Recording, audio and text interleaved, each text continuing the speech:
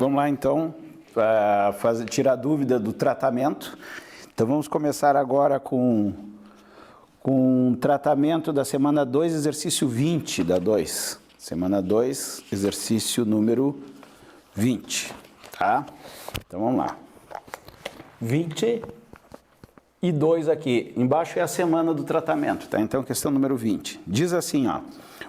Um foguete viaja pelo espaço sideral com os propulsores desligados. A velocidade inicial v tem módulo constante e direção perpendicular à ação dos propulsores, conforme indica a figura, tá? Então, o foguete está nesta posição vertical, tá? O foguete, sim, nessa posição, e ele tem a velocidade perpendicular ao sentido de propulsão. Se ele ligar a propulsão, ele vai descer. Mas ele tem uma velocidade v que é constante, ó, constante, certo?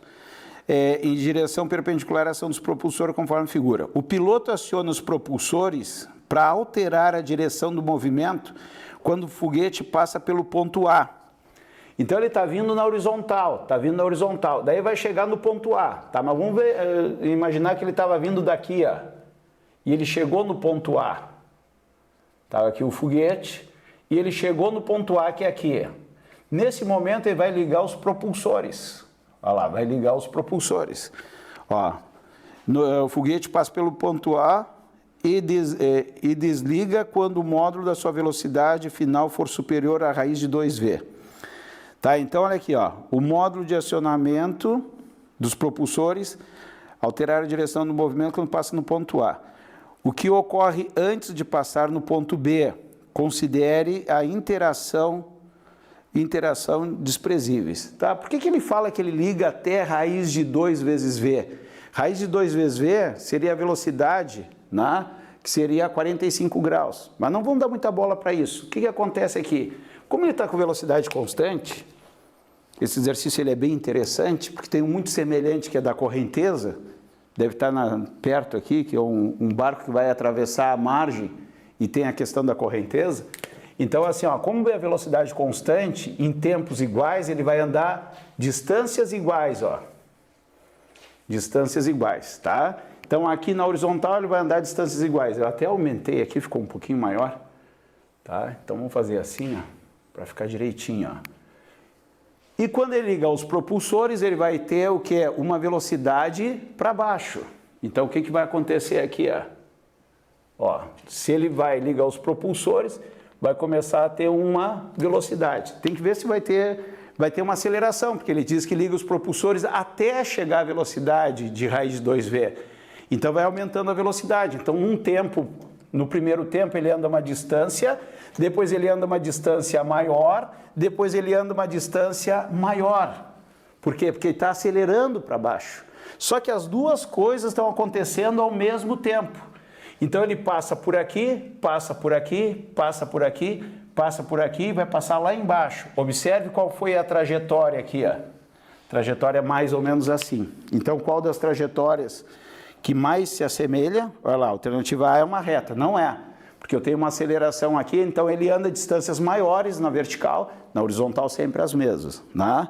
A B não é porque é reta também, né? A C, observe que a C é a curva que acontece até ele passar no ponto B. Quando ele passa no ponto B, ele não acelera mais. Daí, a partir daqui, passa a ser uma reta. Então, a resposta é C de Canadá. Beleza? E aí, Bia, entendeu essa ou não? Se puder nos dar um retorno, tá? Então, já caiu no... Como? Entendi, sim. Tá, beleza, tá? Não botaram mais nada, vou começar no tratamento lá na primeira semana, enquanto vocês procurem outras questões aí, tá? Vou pegar de maneira aleatória aqui, tá? Vou pegar a questão número 6 da semana 1. 6 da semana 1. Diz assim, ó. Juliana pratica corridas e consegue correr 5 km em meia hora. Então, 5 km em meia hora, certo? Seu próximo desafio é participar da corrida de São Silvestre, cujo percurso é 15 quilômetros. 15 quilômetros é o desafio, tá? É a corrida de São Silvestre. Bom, nesse momento o cara já está pensando, pô, regra de 3, 5 km meia hora, em 1h30 ela completa. Só que provavelmente ela vai conseguir manter a velocidade que ela corre, não é? Quando corre uma distância mais curta, né? Então nós temos aqui, ó. Como é uma distância maior do que a que ela está acostumada a correr, seu instrutor orientou que diminuísse a velocidade média habitual em 40% durante a nova prova. Então, a corrida de São Silvestre, ela vai estar com uma velocidade 60% da velocidade inicial, que eu vou chamar. Tá? A velocidade inicial é a velocidade, a média que ela está acostumada a fazer. Tá? Porque redução de 40%, ela vai correr com 60% dessa velocidade. Se seguir a orientação do instrutor, Juliana completará a corrida de São Silvestre em quanto tempo? Tá? Primeiro eu preciso saber essa velocidade aqui, que eu chamo de V0, que é a velocidade habitual dela. Tá? E agora, para São Silvestre, vai ter 60% dessa velocidade. Bom, como velocidade é distância por tempo, a distância é de 5 km em meia hora. Faz a primeira vezes o inverso da segunda, dá 10 km por hora. Ficou fácil, né? 60% de 10 km por hora, corta aqui, 6 sobre 10 vezes 10, vai correr a 6 km por hora. Então ela está acostumada a correr a 10 km por hora, uma distância curta. Como a distância é maior, ela vai se popar, vai correr 40% a menos, ou seja, 60%, que é 6 km por hora. Bom, agora aplicar Deus vê tudo aqui, né? Deus vê tudo, tá? Que é a mesma forma da velocidade distância sobre tempo. A distância é 15 km, a velocidade é 6 e aqui eu vou achar o tempo que ela vai fazer o percurso. Então o tempo vai ser 15 dividido por 6. Vai dar quebrado, não faz mal, depois a gente converte. Olha lá, 15 dividido por 6 dá 2 vezes, dá 12. Sobra 3. Baixa um zero virtual e põe uma vírgula aqui. 30 por 6 dá 5. Então vai levar 2,5 horas, que é 2 horas inteira, e 0,5 horas é 30 minutos. Então ela vai fazer a corrida em 2 horas e 30 minutos. Resposta D de Dinamarca. Vamos conferir no gabarito, tá? A 6. A 6. D de Dinamarca. Perfeito.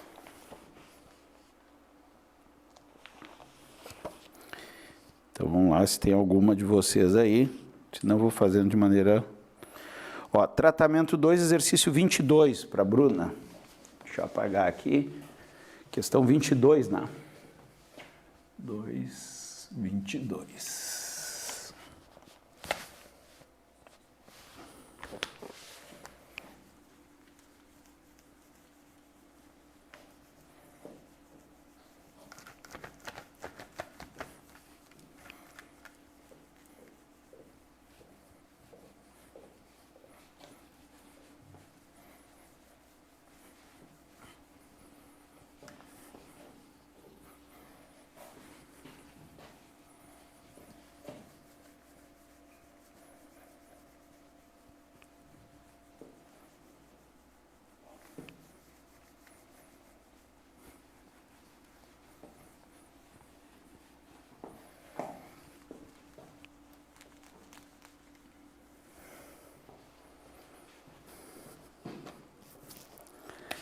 Vamos lá, na 2 dá 22, semana 2, exercício 22.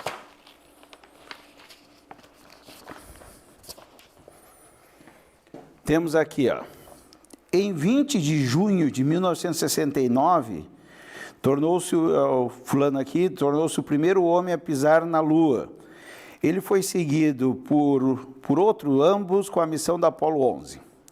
Eles e os astronautas que seguiram experimentaram a ausência da atmosfera e estavam sujeitos a uma diferença gravitacional. A aceleração da gravidade da Lua é 1/6 do valor da Terra. Em relação a condições da Terra, um salto oblíquo na superfície da Lua teria alcance.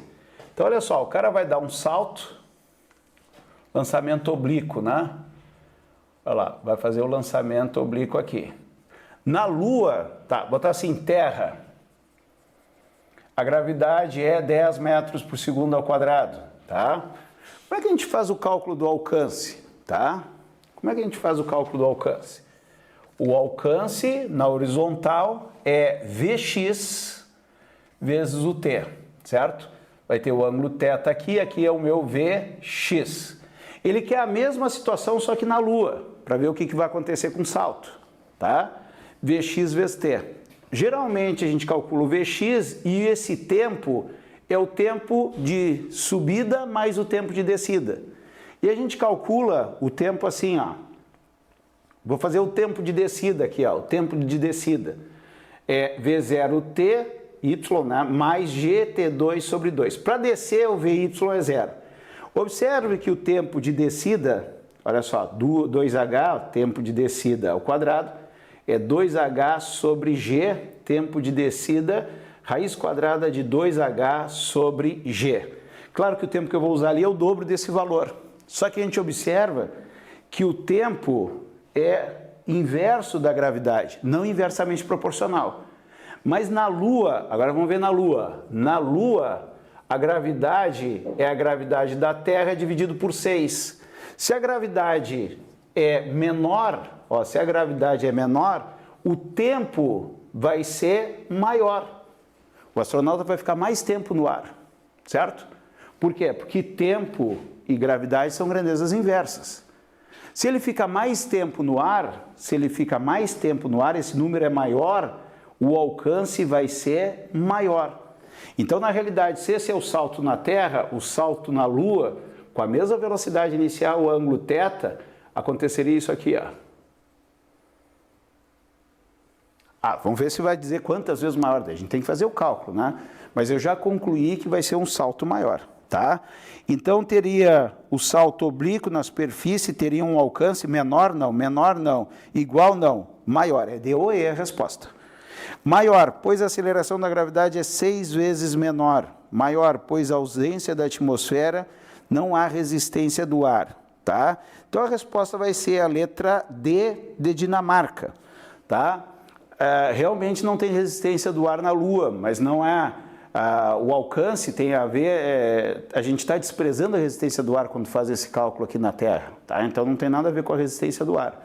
Se fosse uma folhinha de papel, daí seria diferente. Daí a resistência do ar vai ser significativa, tá? Então, na realidade, o salto é maior e a gravidade é 6 vezes menor, que já dizia no próprio enunciado, a resposta é D de Dinamarca.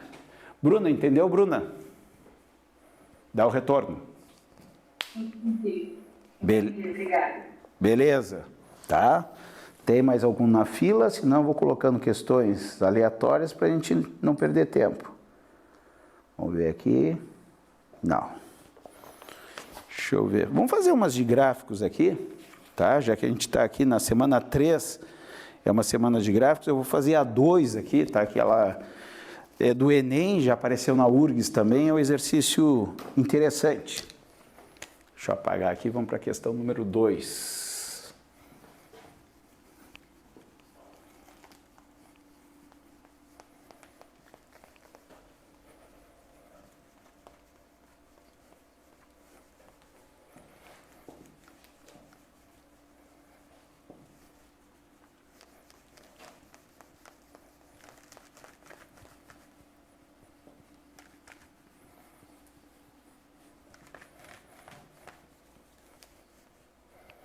Questão número 2 da semana 3 de gráficos, né? Semana 3 de gráficos do nosso material Tratamento de Física, tá? Então, nós temos aqui, ó, questão 2 é do Enem de 2012, diz assim, ó, para melhorar a mobilidade urbana na rede metroviária é necessário minimizar o tempo entre estações. Para isso, a administração do metrô em uma grande cidade adotou o seguinte procedimento entre duas estações. A locomotiva parte do repouso com aceleração constante por 1/3 do tempo de percurso, mantém a velocidade constante para o outro 1/3 e reduz a velocidade com uma desaceleração constante no trecho final até parar. Então a situação é essa, ó.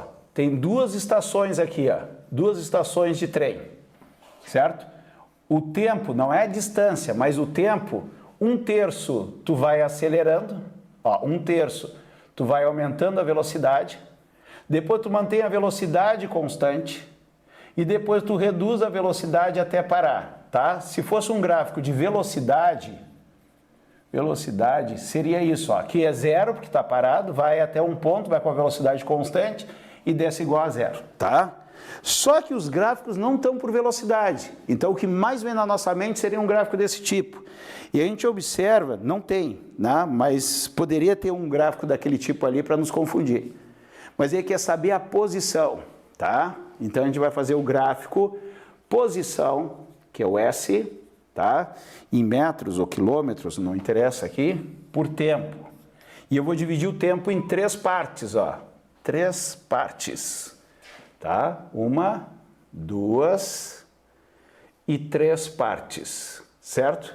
Então a gente observa que na primeira parte a velocidade vai aumentar, depois a velocidade é constante, depois a velocidade vai reduzir. Bom, o que tu tem que pensar? Que no gráfico posição por tempo, ó, a velocidade é ΔS sobre ΔT. Mas isso aqui é para o MRU, quando a velocidade é constante. Então eu vou substituir isso pelos eixos, ó, como a dica que eu dei para vocês. A posição está no eixo Y e o tempo está no eixo X. Sempre que der divisão de eixos, é a tangente, certo? E a tangente de um gráfico é a inclinação. Isso aqui é tangente 0. Isso aqui está aumentando a tangente, tem uma tangente positiva, aqui é tangente 0, aqui é uma tangente negativa, olha só, então tangente negativa para baixo, tangente positiva para cima, tá? Lá da trigonometria. Então o que acontece com a velocidade? A velocidade vai aumentando, então se a velocidade vai aumentando, a tangente vai aumentando, a declividade vai aumentando, é uma curva. Então olha lá, sai do zero, porque a velocidade é 0, sairia retinho o pincel aqui, o pincel vai inclinando, ó. Ele vai inclinando. Quando chega aqui, ele vai ter a velocidade constante no trecho do meio. A velocidade constante, ele vai ter sempre a mesma inclinação, porque a velocidade é a inclinação, a velocidade é a tangente. Daí vai dar uma reta. Então a gente vai ter uma reta aqui, num trecho, e depois, quando termina esse trecho de velocidade constante, a velocidade começa a reduzir. Como a velocidade é a tangente, a inclinação, o pincel começa a deitar. E aqui a gente vai ter que vai começar a deitar. Esta é a questão do Enem, que sai de uma estação de trem acelerando, mantém um trecho constante e vai freando. Tem uma questão da URGS, que é muito próxima, né, em termos do ano que caiu, que é um carro que vai fazer uma ultrapassagem de um caminhão. Então ele sai acelerando, né, para fazer a ultrapassagem, depois ele mantém no lado do caminhão, uma parte do caminhão, a velocidade constante, e quando ele ultrapassa o caminhão, para entrar na frente do caminhão, ele já começa a frear, reduzir a velocidade para entrar na frente do caminhão e pede o gráfico. Exatamente a mesma questão, tá? Então uma questão de gráficos aí, gráfico sempre é bem importante. Tá? Temos mais aqui, tratamento 4, exercício 13. O 4, exercício 13. Tratamento 4, exercício 13. Tá. Também no Enem. 13 da semana 4, tá? Fala sobre os freios ABS, são uma importante medida na segurança do trânsito, tá? Os quais funcionam para impedir o travamento das rodas do carro quando o sistema de freios é acionado, liberando as rodas quando estão ao limite de deslizar. Quando as rodas travam, a força de frenagem é governada pelo atrito cinético. A representação esquemática da força de atrito entre pneus e a pista em função da pressão aplicada no pedal do freio para o carro sem ABS e com ABS, respectivamente. Bom, quando eu dou aula de atrito, eu explico em detalhes essa questão do freio ABS, como que funciona, tá? Então, o que acontece? É difícil da gente entender, mas na realidade funciona assim, ó. Primeiro vou explicar rapidamente para a gente poder fazer o exercício. A roda, ela tem dois movimentos, tá? O carro andando, a roda tem a translação e tem a rotação. Ou seja, a roda se desloca com o automóvel, translação, e ela gira ao mesmo tempo, rotação. Somando esses efeitos, a gente tem o que realmente está acontecendo com a roda. Então, a velocidade de translação em qualquer ponto da roda é V, a mesma do automóvel. Olha lá embaixo, lá, é V. E da rotação também é V na superfície da roda. Só que ela é tangente, como a gente viu no MCU. Ó. Então, ela é tangente. Se pegar o ponto que tem contato com o chão, eu vou ter V para um lado e V para o outro. A velocidade resultante é igual a zero. É o que ele comenta aí, que a roda não pode travar, senão ela não pode deslizar. Então esse atrito, quando a roda está girando, é um atrito estático. É atrito estático, tá? Eu tenho coeficiente atrito estático, beleza? Agora, quando se toca o pé no freio e não tem o freio ABS, a rotação uma hora vai parar, mas a translação continua. Então, o que vai acontecer com a roda? Olha só, a roda vai parar de rotacionar e só vai ter a translação. Então, ela vai deslizar, só vai ter translação. Se ela tiver só translação, a velocidade da roda com o chão é V. É aquele momento que faz aquele borrão no chão, né? Tá? Da frenagem. Então, aqui eu tenho velocidade, o atrito é cinético. Na aula de atrito, a gente vai ver que o atrito estático é maior do que o atrito cinético sempre. Como é que eu vou explicar isso rapidamente nesse momento para resolver o exercício? Tá? Quando a gente vai empurrar alguma coisa que está parada, é difícil colocar em movimento. Imagina empurrando um roupeiro em casa. Vai, mais força, mais força. Quando ele anda, ele parece ficar mais leve. Tá? Um carro é assim também, porque quando ele anda, o atrito cai. Por quê? Porque está andando, o atrito é cinético. Tem velocidade relativa entre a roda e o chão. Então, andando é mais leve porque tem menos atrito. Então, o atrito estático sempre é maior do que o cinético. Então, para frear bem, eu preciso do atrito estático. Eu preciso que a roda esteja girando. O atrito estático é melhor. E no freio convencional, conforme eu pressiono o pé no pedal, como diz no enunciado, a tendência da roda é parar de girar. E daí eu perco o atrito estático e passo para o cinético, que é menor. Daí a frenagem fica mais complicada. Tá? E o ABS é um sistema eletrônico que tu põe o pé no fundo da mesma maneira, só que quando a roda vai travar, ela libera, continua girando, e vai travando de novo. Quando ela vai travar, ela libera. Então a roda está sempre se movimentando, sempre girando. Então daí no ABS eu tenho um atrito, sempre um atrito estático, que é o melhor. Tá? Bom, então como é que é o freio normal? Freio normal. Tá? O freio normal... Força de atrito é o gráfico que se dá na aula de física, esse aqui. A gente tem um atrito estático e quando a roda trava, a partir daqui ele fica dinâmico. Olha como tem uma queda aqui no atrito. Tem um atrito dinâmico. Aqui é o estático. Não vou entrar em detalhes, aqui é estático máximo, né? E ele vira cinético aqui. Quando a roda travou, que é nesse momento aqui, ó, aqui já fica perigoso que o carro vai escorregar mais. Bom, o que o ABS faz? O sistema ABS, tá? O gráfico é o mesmo, tu vai frear até a roda travar, é igual. Eu vou ter o atrito estático. Quando ele for cair para o cinético, ó, a roda gira de novo. Continua girando, então ele continua tendo estático. Ele tem a queda, mas tem estático. Daí ele cai de novo, né? E é estático. Ele fica sempre no estático. Como a roda está sempre girando, ele fica sempre no estático, que é essa parte inclinada. Então a alternativa que vai nos dar a resposta é a alternativa letra A de América. Tá? Eu acho que foi a Bruna que perguntou, é um exercício complicadinho, tá? Mas na aula de atrito tu vai ver que eu vou comentar sobre isso. Tá, Bruna? Entendeu, Bruna?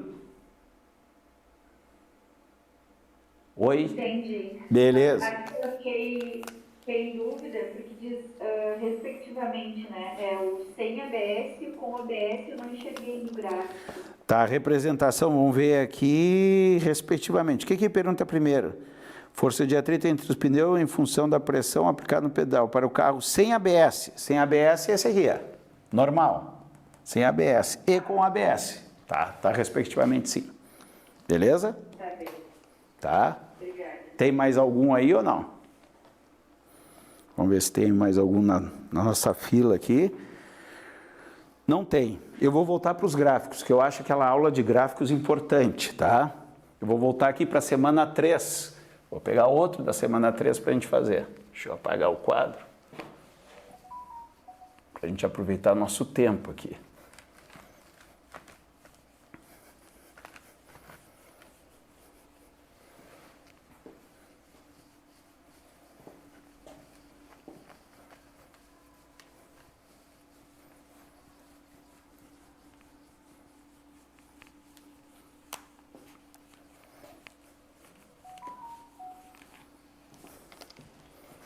Outro da semana 3, deixa eu ver aqui, que exercício que a gente pode fazer da semana 3 aqui, de gráficos.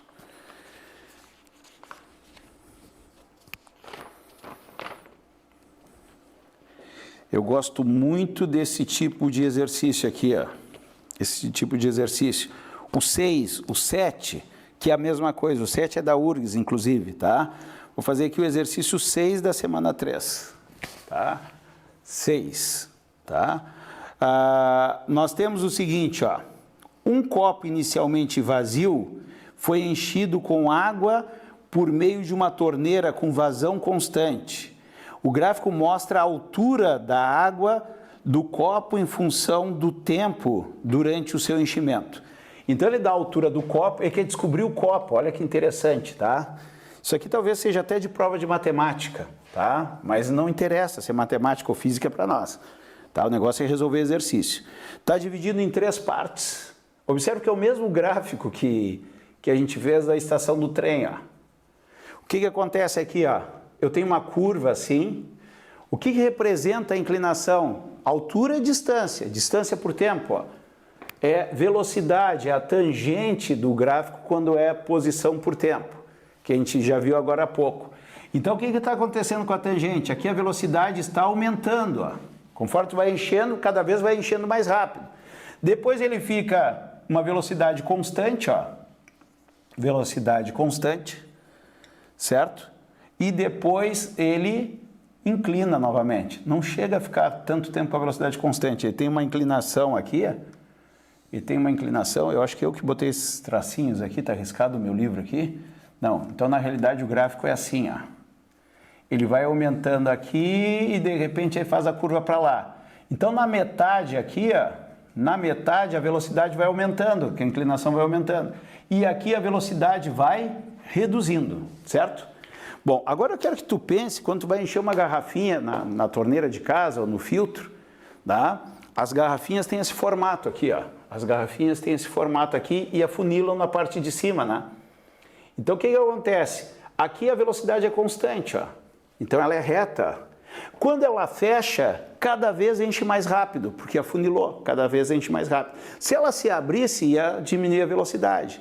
Então, aqui, como está aumentando a velocidade, esse recipiente, ó, fazer assim, ó, um esboço do meu recipiente, até a metade o meu recipiente, ele está fechando, ó, ele está fechando, ó. Está fechando. E aqui começa a ficar cada vez mais lento, porque se ele começar a abrir no mesmo tempo, cada vez ele sobe níveis menores. Então daqui para cima ele vai começar a se abrir. Então esse é o esboço mais ou menos do meu recipiente. Daí eu vou procurar qual que é mais parecido e vai dar a alternativa B, que ele é largo embaixo, vai reduzindo, depois ele acaba aumentando. Então a resposta é letra B de Brasil, tá?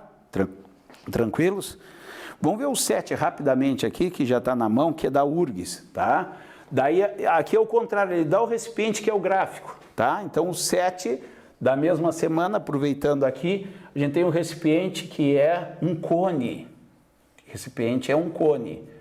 Pessoal, o que acontece? O início do cone enche rápido e depois começa a ser lento para subir o nível, né? A altura.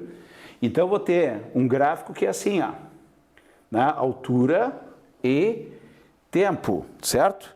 Então, o que vai acontecer aqui? No começo ele enche rápido, então bem inclinado, ó, bem inclinado. Ó. A altura vai subindo rápido e depois ela vai reduzindo. Ó. Então, eu vou ter um gráfico que começa bem inclinado e vai diminuindo a inclinação.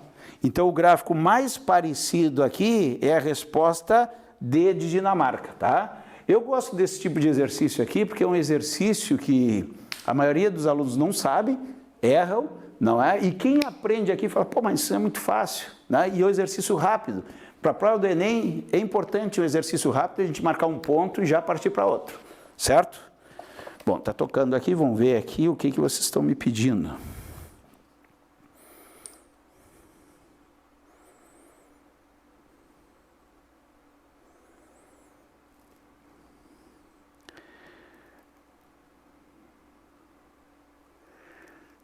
Não, está no outro grupo aqui.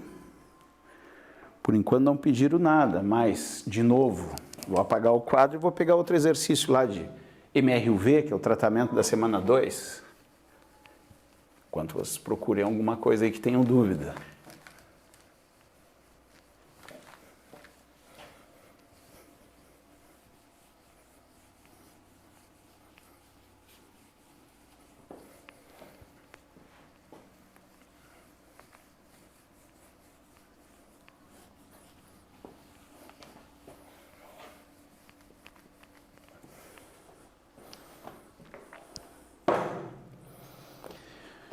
Pessoal, na semana 2 aqui, vamos pegar algum aqui, semana 1. Semana 2, vamos pegar um aleatório aqui. Vamos pegar o exercício 2, tá? Não sei se tem resolvido lá no vídeo que eu resolvo as listas dos tratamentos, mas de maneira aleatória eu vou pegar o 2. Vou fazer o 2 e o 3, tá? O 2 da semana 2, tá? 2 do 2. É um PPL de 2013. O trem de passageiros da extração de ferro Vitória, Minas, que circula diariamente entre a cidade de Cariacica, da Grande Vitória, e a capital mineira, Belo Horizonte, está utilizando uma nova tecnologia de frenagem eletrônica. Com a tecnologia anterior, era preciso iniciar a frenagem 400 metros antes da estação. Então, vou botar assim o antes, né? Tem a estação aqui, ó, tem a estação aqui, 400 metros antes, o trem tem que começar a frear. Então, aqui tem uma velocidade inicial, vai começar a frear, certo? Pelo jeito, tem uma tecnologia para frear mais perto da estação. Atualmente, essa distância caiu para 250 metros. Então, vou botar assim, depois do sistema novo, depois, tá? 250 metros precisa para frear, certo? 250 metros, o que proporciona uma redução de tempo de viagem. Claro, daí não precisa estar freando tanto tempo, né? Então, a viagem fica mais rápida. Considere a velocidade 72 km por hora, sempre 72 km por hora, que é os 20 metros por segundo. Qual o módulo da diferença entre as acelerações de frenagem depois e antes da adoção dessa tecnologia? Então, a velocidade inicial é 20 metros por segundo e para, velocidade igual a zero. E aqui, velocidade 20 metros por segundo e aqui, velocidade igual a zero. Tá? Achei estranha a pergunta. Qual o módulo da diferença entre as acelerações, tá? Então, a diferença é uma aceleração menos a outra, né? Eu vou ter que achar as duas e fazer uma menos a outra. Eu não tenho o tempo que o trem leva para frear, então vou usar Torricelli, tá? No Enem aparecem muitas questões de Torricelli, tá? Essa questão de acelerar quando parte de uma sinaleira, frear para parar numa sinaleira. Então, é um exercício muito típico da prova do Enem, por isso que esse aqui eu selecionei ele. Então, a gente tem aqui V ao quadrado é igual a V0 ao quadrado mais 2A vezes D. Tá? Vai dar acelerações negativas, não há? Ele pede o módulo da diferença, então é só pegar um número, diminuir do outro e deu para a bola.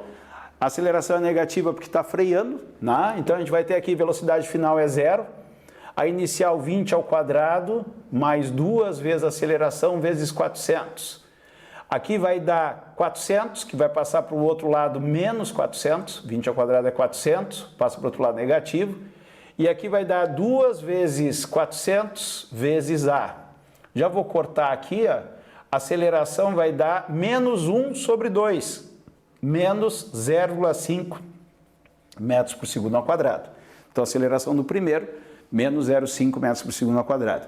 O segundo eu aplico o Torricelli também, V ao quadrado é igual a V0 ao quadrado, mais 2 vezes a aceleração vezes a distância aqui. Velocidade final é 0 ao quadrado, 20 ao quadrado também, mais 2 vezes a aceleração, vou chamar de aceleração 1 aqui, aceleração 1, e aqui aceleração 2. Aceleração 2 vezes a distância de 250. É os mesmos 400, passa para cá menos 400. E aqui eu vou fazer 500 vezes A2. Vou cortar 2 zeros e vou ter que a aceleração 2 é menos 4 sobre 5, que dá menos 0,8 metros por segundo ao quadrado. Então, a diferença entre as acelerações é 0,3. É só fazer uma menos a outra, né? Então, a diferença das acelerações vai ser em módulo, tá? 0,8 menos 0,5, tá? Então, isso vai dar 0,3 metros por segundo ao quadrado. A resposta seria 0,3, 0,30, resposta B de Brasil. Vou conferir o gabarito da questão número 2. Questão número 2, B de Brasil, fechou, tá? E eu quero fazer a 3, tá? Que é da CAF, geralmente a CAF são questões mais complicadas, tá? 3, também da semana 2, e depois eu espio ali se você mandar algum novo para mim. A física é a ciência responsável pelo fenômeno que acontece em nosso redor, sendo que a relação entre a matemática traduz em expressões algébricas ou fórmulas matemáticas que embasam fundamentos teóricos. Em um MRUV, para um determinado móvel, a velocidade do mesmo é descrita, velocidade é igual a 50 menos 10t, em unidade do sistema internacional. Nesse caso, a alternativa correta que apresenta o instante é o tempo, né? O instante que o móvel inverte o sentido do movimento. Não é difícil, não, tá? Pessoal, inverter o sentido do movimento, ó, inverte o sentido, tá? No caso do MRUV, inverter o sentido, ele está indo para a direita e volta. É nesse instante que ele inverte o sentido. Pessoal, se ele vai, a velocidade é positiva, se ele vem, a velocidade é negativa. Então, o momento de inverter é no momento que a velocidade deixa de ser positiva, passa a ser negativa, ou seja, ele para voltar. Então, inverter o sentido significa a velocidade igual a 0. Vou botar 0 aqui, é igual a 50 menos 10 vezes t. Passa 10t para o outro lado, é igual a 50, corta aqui, o tempo seria de 5 segundos, já que ele quer no SI, que é o Sistema Internacional. 5 segundos, a resposta é B de Brasil, tá? Vamos conferir a resposta da 3. 3B de Brasil, 3B de Brasil. Beleza. Deixa eu dar uma olhada aqui no grupo. Oi. Eu tive dificuldade para entender esse exercício, porque ali no 0, na minha cabeça, estava parado, e aí para deixar negativo eu pensei em algo menor. Não, é assim, ó. Por exemplo, eu estou indo da tua direção e volto. Se tu tirar uma foto exatamente nesse instante, eu estou indo, tirou a foto. Nesse instante eu parei para voltar, entendeu? E aqui eu já estou no sentido oposto. Então, eu inverti o movimento no momento que eu parei para voltar. É um instante muito pequeno? Mas acontece. Entendeu, Bruna? Eu não sabia, nunca pensei nisso. Tá? Então, por exemplo, num gráfico, se a velocidade é positiva e de repente, ó, num gráfico lá, posição por tempo, que a gente estava trabalhando com gráficos aqui, ó, posição por tempo. Quando sobe, não interessa se é reta, curva, quando sobe a velocidade é positiva, tá? Vai lá, quando desce a velocidade é negativa, então vou fazer alguma coisa louca assim, ó. Aqui a velocidade é positiva, aqui a velocidade é negativa, aqui a velocidade é positiva, aqui a velocidade é negativa e aqui a velocidade é positiva. Então nessas trocas aqui, ó, tem retas aqui, ó, tangente fica reta. Então nesses momentos aqui a velocidade é igual a 0. É até um exercício clássico que aparece, em quantos instantes o móvel tem velocidade 0? num gráfico posição por tempo? Quando a tangente é zero, ou seja, quando tem a troca do positivo para o negativo, ou seja, ele deixa de ir para a direita e passa para a esquerda, ou da esquerda para a direita, tu tem velocidade igual a zero, naquele instante ele inverte o sentido. Ó, toda vez que tem velocidade zero, antes ele estava para a direita, que é positivo, e depois estava para a esquerda. Velocidade zero, estava indo para a esquerda antes e depois está para a direita. Velocidade igual a zero, ele estava para a direita, que é positivo, e depois para a esquerda, negativo. Velocidade igual a zero, está para a esquerda, negativo, e um pouquinho depois dá para a direita, que é positivo, tá? Ficou claro, Bruna? Tá, na minha cabeça, sim, na minha cabeça, tipo, zero era nada, assim, a partir do zero eu queria... Sim, não, mas para te inverter, ó, eu estou indo, velocidade positiva, parei, não é? Parei, velocidade negativa. Então, qual é o instante que eu inverto o movimento? Estou indo, parei, e para voltar. Então, nesse parei, que é o momento que inverte. Passa pela velocidade zero, tá? Então, o móvel está indo a 20, velocidade constante, 20, 20, 20, 20, 20. E ele volta a menos 20. Então, do 20 para o menos 20 tem que passar pelo zero, tá? Que é o instante que ele inverte o movimento, tá? Beleza, o importante é isso, tá? Não tem nenhuma aqui de pedido de vocês. Vamos pegar aleatoriamente esse. Pô, pegou um que a gente já fez de gráfico. Esse. Tá? Esse aqui é do Enem, a gente já fez em aula. Mas assim, ó. Aqui, ó, 14. 14 da semana 3. É um de gráfico que vai representar essa questão de tangentes aqui, tá? Olha só. Exercício 14 e é do Enem, tá? Enem PPL. Tá? Peguei de maneira aleatória agora.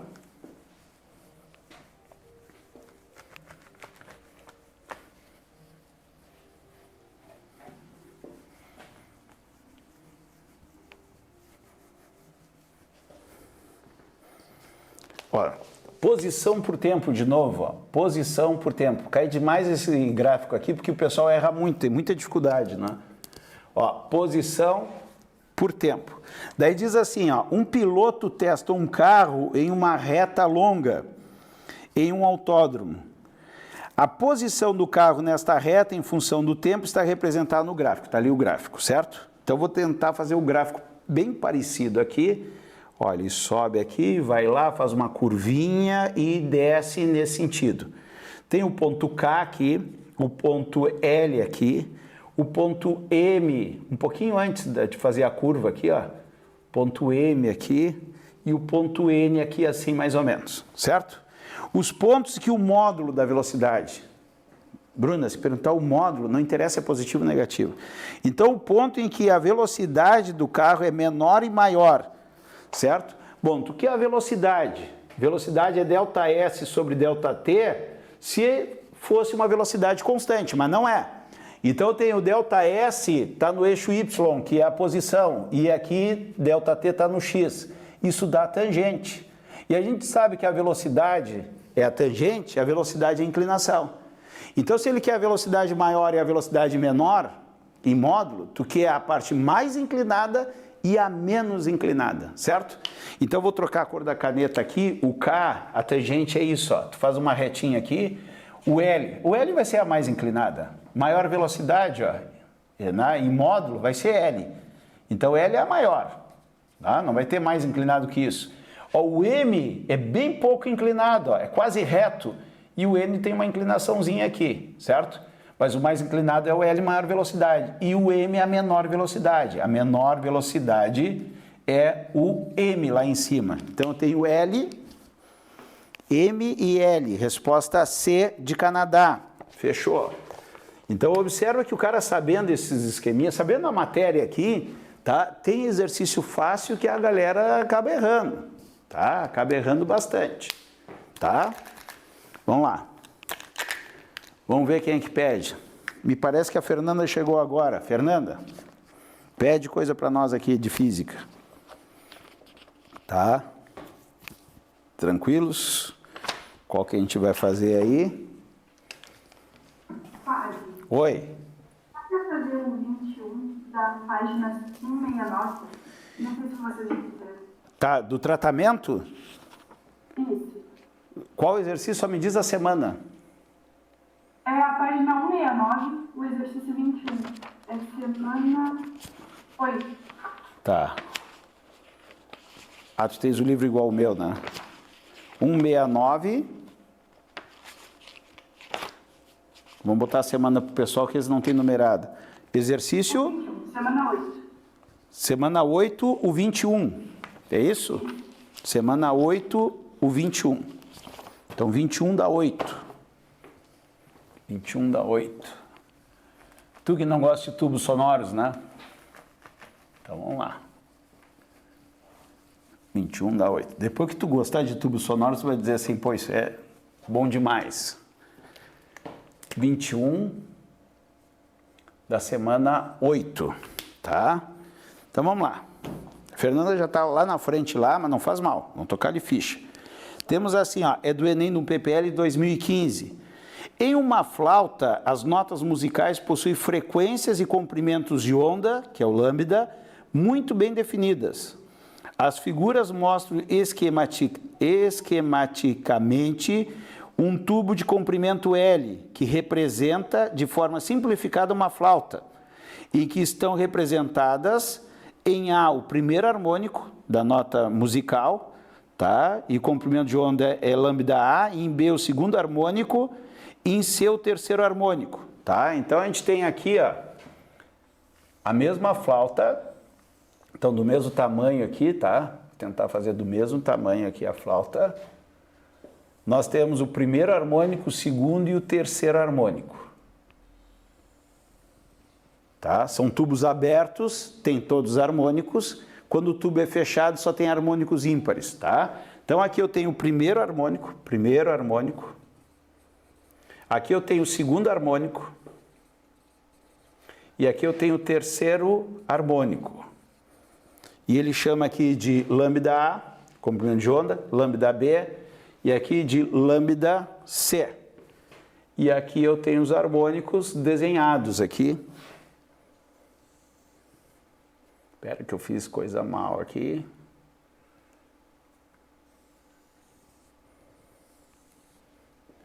E agora sim.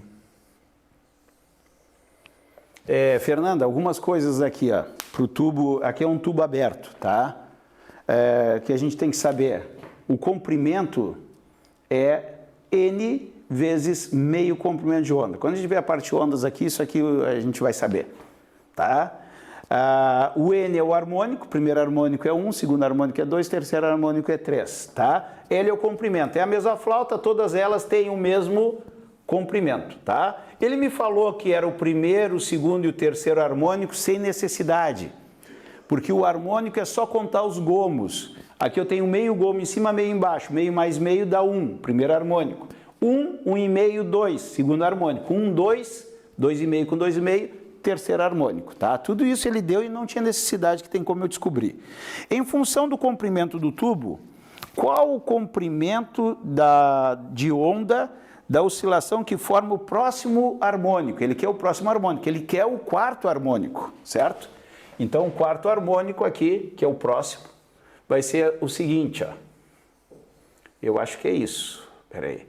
Deixa eu ver se eu fiz certo aqui o desenho. Ó. Ele quer o quarto harmônico, ó. 1, 2, 3, 3,5, 4. Quarto harmônico. E o comprimento é L, certo? Ele quer saber em função do L, qual é em função, qual é o comprimento de onda. Ele quer saber o lambda D, vamos chamar assim, certo? A fórmula é essa aqui, ó. A fórmula é essa aqui, ó. Então tu tens que o L é igual ao quarto harmônico, o N é 4 lambda sobre 2. Esse lambda é o lambda D. Eu vou isolar. Passo o 2 multiplicando o L, vai ficar 2L é igual a 4 lambda D.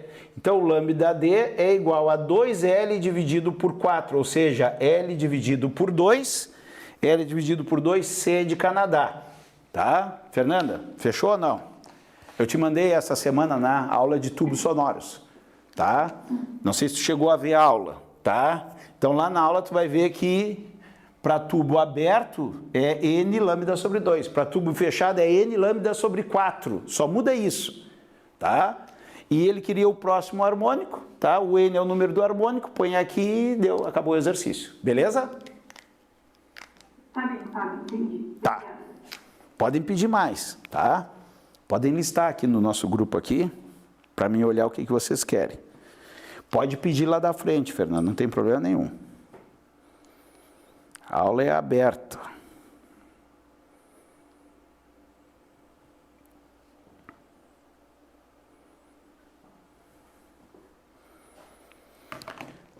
Mais alguém vai pedir? Não? Vamos pegar um aleatório, então, aqui para nós. Eu tinha pedido, Fábio, no tratamento 5, o 21. 21 do tratamento da semana 5. Tá, vamos ver o que é semana 5 aqui. Semana 5, o 21. Tá, já estou na frente dele aqui. Tá?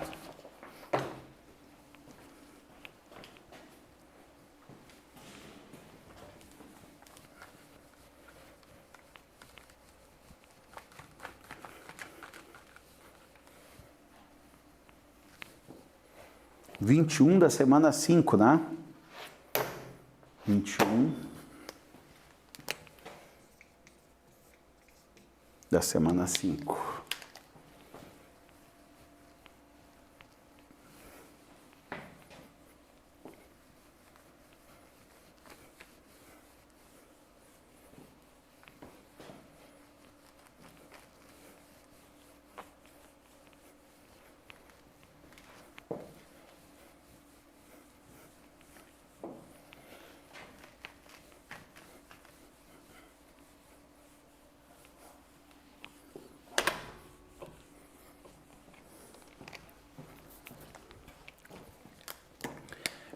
Da semana 5, tá?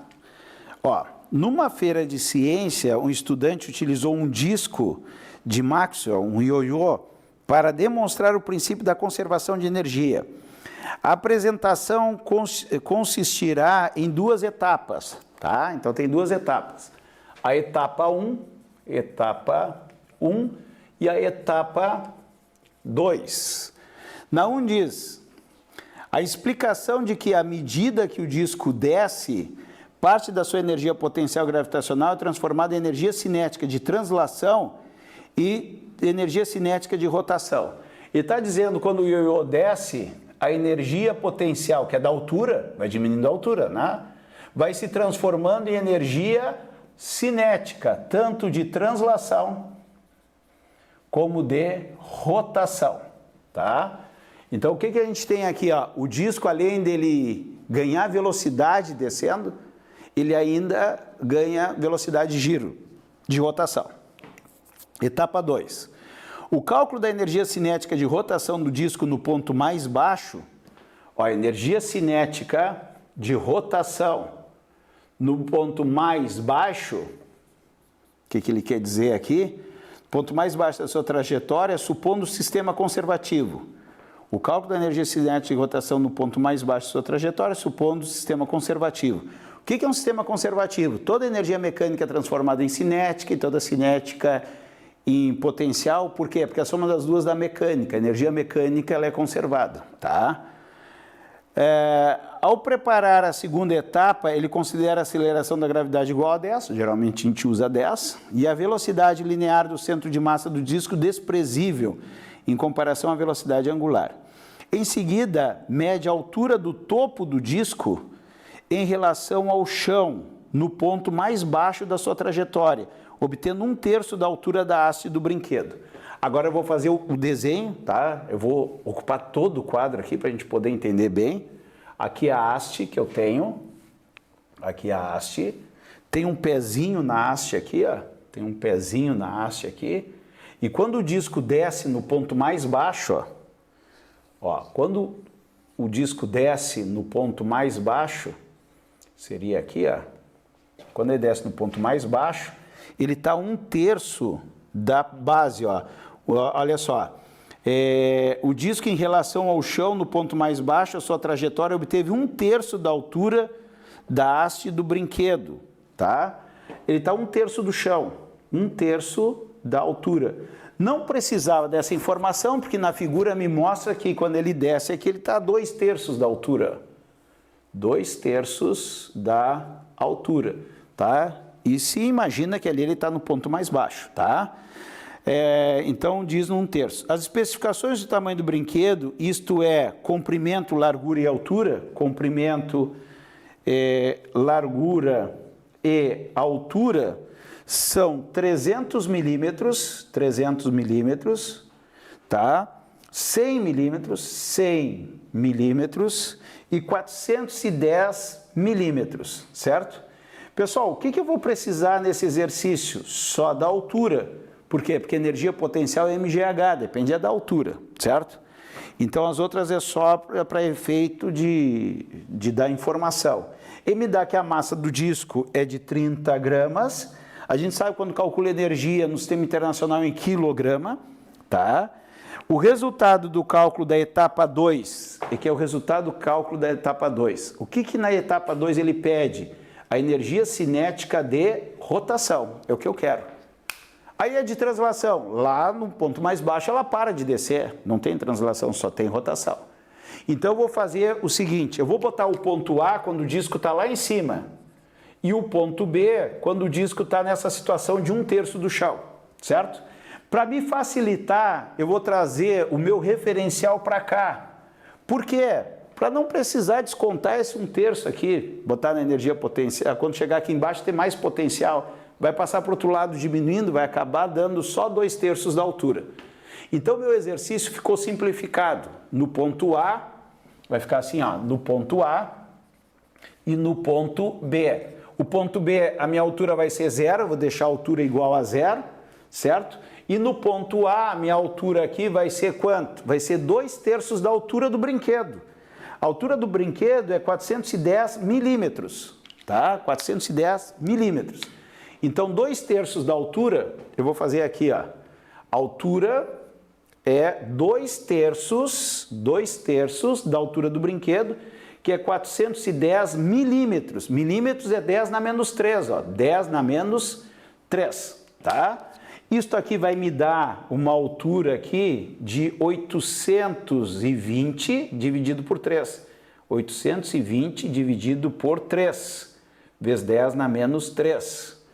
8 com 2 dá 10, não dá para dividir, vai ficar assim mesmo, tá? Metros, deixa assim, tá? Vamos deixar assim, é a altura que ele vai atingir, 820 dividido por 3, vezes 10 dá menos 3, metros. E a massa do brinquedo, eu vou ter que dividir por 1000. Sempre que eu tenho gramas, divido por 1000. Ah, como é que tu faz esse raciocínio rápido? Se eu pegar 500 gramas de queijo na padaria, 500 gramas é meio quilo, todo mundo sabe.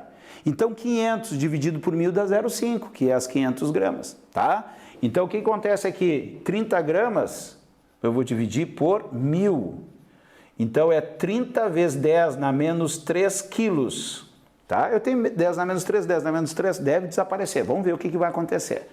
Bom, ele diz que o sistema é conservativo, então a energia mecânica no ponto A é igual à energia mecânica no ponto B, certo? Energia mecânica no ponto A é a cinética de A mais a potencial de A. E no ponto B eu tenho a cinética de B mais a energia potencial de B. Como eu zerei no ponto B, eu não tenho altura, não tenho potencial, porque a potencial é mgh, não tem potencial, tá? Aqui, a cinética no ponto A eu não tenho também. Ah, mas por que tu não tem? Porque lá o disco não está nem girando nem descendo. Ele está parado, não tem cinética. Mas tem potencial, que é mgh, ó, mgh. Eu vou botar um H maiúsculo aqui, ó, porque não há a altura do brinquedo. É os 2/3 da altura que eu calculei aqui, ó. Vamos chamar de H maiúsculo, ó. H maiúsculo. O H maiúsculo aqui é 2/3 da altura do brinquedo, tá? Então, e a energia cinética é o que eu quero saber, que é a energia cinética de rotação. No ponto B só tem rotação, ele fala no enunciado que só tem rotação e é a pergunta que ele faz. Então, a minha resposta, energia cinética no ponto B, que é a de rotação, é a massa do brinquedo, que é 30 vezes 10 na menos 3, 30 vezes 10 na menos 3, vezes a gravidade, que é 10, vezes a altura, que é 820, vezes 10 na menos 3 sobre 3. Opa, pensei que ia cortar esses 10 na menos 3 aí. Não vai cortar. Potência negativa aqui. Bom, agora eu tenho um cálculo aqui para fazer, tá? Olha só o que acontece. 30 vezes 10 dá 300. 300 dividido por 3, ó, estou fazendo 30 vezes 10, 300. 300 dividido por 3 vai dar 100, que é 10 na 2. Tem 10 na 2, 10 na menos 3, 820, 10 na menos 3. Então, a minha energia cinética, estou chegando no final aqui, vai dar 820, só que a resposta sempre aparece em notação científica. O número da frente é entre 1 e 10. Então, esse 810 aqui, esses 820, eu vou botar 8,2 vezes 10 na 2, ó. Ó, 820. Corri a vírgula, 1, 2 casas para cá, por isso que ficou 10 na 2. E aqui eu tenho 10 na menos 3 com 10 na menos 3, dá 10 na menos 6. Com 10 na 2, conserva a base, somos expoente. Menos 3 com menos 3, menos 6. Com mais 2, menos 4, vezes 10 na menos 4. Então, a minha energia cinética no ponto B vai dar 8,2 vezes 10 na menos 2 joules. 8,2 vezes 10 na menos 2 joules, 8,2 vezes 10 na menos 2 joules, é a resposta B de Brasil. Bruna, confere aí para nós se tu entendeu. Entendi sempre. Perfeito.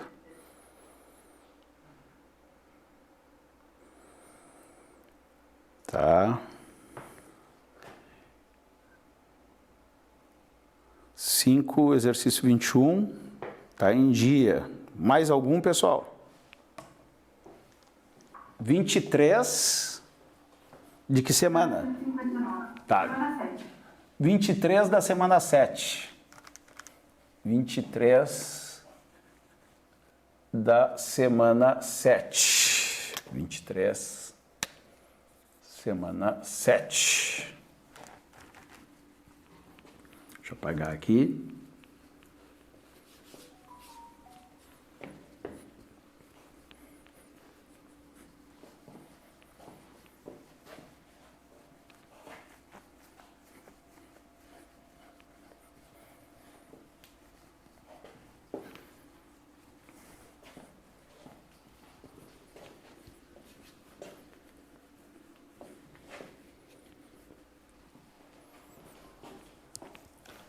Vinte e três da semana 7, vamos lá.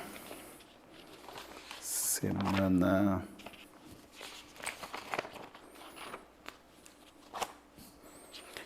Vinte e três. Estou chegando. Ok. 23 da semana 7. Tá? Nós temos aqui, ó, já vou fazer o desenho aqui. Tá? A gente tem uma película de óleo. Uma película de óleo. E temos água. Tá?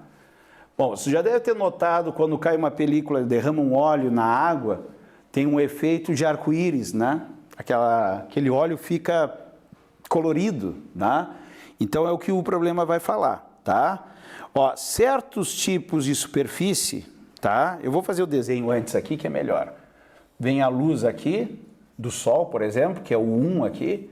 Quando ele chegar na superfície, tá? A interface ar e óleo, porque aqui é ar e óleo, uma parte é refletida aqui, que ele chama de 2, tá? Uma parte é refratada para o óleo, que ele chama de 3, e tem um reflexo, uma reflexão total entre o óleo e a água, que ele chama de 4, e sai o 5 aqui, e chega no olho de uma pessoa que vai enxergar, tá? O que eu falei para vocês. Então vamos lá. Certos tipos de superfície na natureza pode refletir luz de forma a gerar um efeito de arco-íris. Essa característica é conhecida como iridescência e ocorre por causa do fenômeno da interferência da película fina. A figura ilustra o esquema de uma fina camada iridescente de óleo sobre uma poça d'água. Agora é que a gente tem que prestar atenção, Fernando. Olha só. Parte do feixe da luz branca, incidente 1, reflete a superfície ar-óleo, uma parte, que é o 2, tá? interface ar-óleo e sofre uma inversão de fase. Ó, tá, deixa eu ver aqui. Ar-óleo sofre uma inversão de fase. Então, a 2 inverte a fase. Então, por exemplo, se a onda vem assim, ó, ela volta invertida. Então, aqui eu tenho uma inversão de fase. Inversão de fase. Vai ser importante para o exercício isso, tá? Inversão de fase. O que equivale a uma mudança de meio comprimento de onda. Então, se a onda está em pé, meio comprimento de onda, ela vira de cabeça para baixo. Olha só, eu tenho uma onda aqui, ó. Se der uma diferença de meio comprimento de onda, tira meio comprimento de onda, começaria por baixo, ó. Ó, ela dá o contrário, tá? Meia fase. O que equivale a uma mudança de meio comprimento de onda? A parte refratada do feixe 3 incide na superfície óleo-água e sofre uma reflexão sem inversão de fase. A parte refletida com inversão de fase, que é a 2, a 3, ela tem uma refração, é refletido aqui sem inverter a fase, volta na 4, tá? E incide sem inversão de fase, 4. O observador indicado enxerga aquela região do filme com coloração equivalente a um comprimento de onda que sofre interferência completamente construtiva entre os raios 2 e 4. Então, chega no olho do observador o feixe de luz do 2 e o 5, com uma interferência construtiva. Só deixa eu conferir aqui se é construtiva. Uma interferência completamente construtiva. Mas essa condição só é possível para uma espessura mínima de película, considerando que o caminho percorrido em 3 e 4 corresponde ao dobro de E. Então, a gente tem uma espessura de óleo, tá? Uma espessura de óleo, e ele diz que o 3 e o 4, né? Como é inclinado, daria mais do que 2E, mas ele manda considerar que o 3 mais o 4, mais o caminho 4, ele dá aproximadamente 2E, 2 vezes a espessura, como se fosse reto e voltasse reto. Como ele é inclinado, seria um pouquinho maior. Ele manda considerar isso, tá? Expressa em termos de comprimento de onda, a espessura mínima é igual a quanto? A espessura mínima é igual a quanto? Bom, a fórmula, tá, da interferência é a seguinte, ó, nós temos o delta, que é igual a N vezes meio comprimento de onda. Tá? O que é esse delta? É a diferença de percurso das duas ondas que vai dar uma interferência. Tá? Que vai dar uma interferência.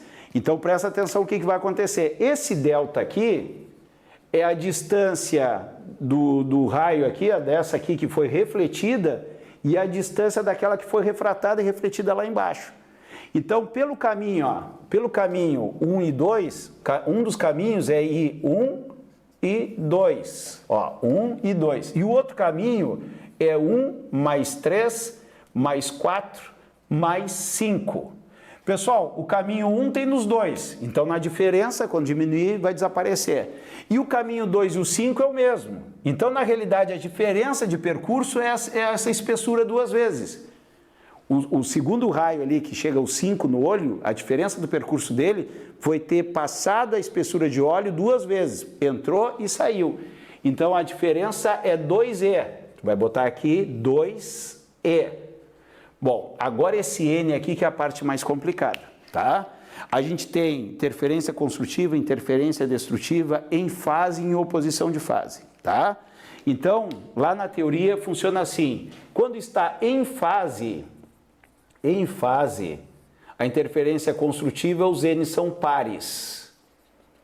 Ou seja, 0, 2, 4 e assim. O N é ímpar. 1, 3, 5 e assim vai. Agora, quando está em oposição de fase, Fábio, por que está me explicando tudo isso? Agora tu já vai saber. Inverte isso. A construtiva é os ímpares, que seria 1, 3, 5 e assim por diante, e a interferência destrutiva, o N par, seria o 0, 2, 4 e assim por diante. Que interferência que a gente tem e se está em fase ou em oposição de fase? Duas ondas em fase são assim, ó, duas ondas, meus braços, as duas ondas estão em fase. Em oposição de fase, é isso aqui, ó, uma onda está em cima e a outra está embaixo. Isso aqui está em oposição de fase. Como ela veio e se dividiu, uma entrou no óleo e a outra foi refletida, só que essa que foi refletida inverteu e a que foi refletida dentro do óleo não inverteu, elas ficaram em oposição de fase. Se tivesse invertido aqui e invertido aqui, entraria em fase de novo. Tá? Então, inverter de fase é virar de cabeça para baixo. Então, uma está em cima e a outra está embaixo. Então, elas chegam desta maneira, em oposição de fase. E me diz que a interferência é construtiva, então o N é ímpar. Então, esse fenômeno vai acontecer quando o N é 1, quando o N é 2, quando o N é 3, quando o N é 4... Desculpa, quando o N é 1, quando é 3, é 5, é 7, é 9, nos ímpares. Ah, mas por que tem tantos? Qual que eu uso? O pessoal, ele pediu a espessura mínima, então é na primeira. Depois tem outra espessura, que quando o N é 3, depois tem outra espessura quando o N é 5, mas ele quer a espessura mínima. Então a gente vai usar o primeiro. Então aqui a gente tem uma interferência construtiva em oposição de fase. Então aqui a gente vai usar o N igual a 1. Põe 1 aqui e está pronto o exercício. O que ele quer saber? Ele quer saber a espessura do óleo. Passa esse 2 dividindo aqui, eu vou ficar lambda 2 vezes 2, lambda sobre 4. Então a espessura é lambda sobre 4, a alternativa é letra A de América. Tá, Fernanda? Só um comentário. Questão difícil, tá? Questão difícil. Tá? Então veio no Enem, mas é uma questão bem complicada. Beleza?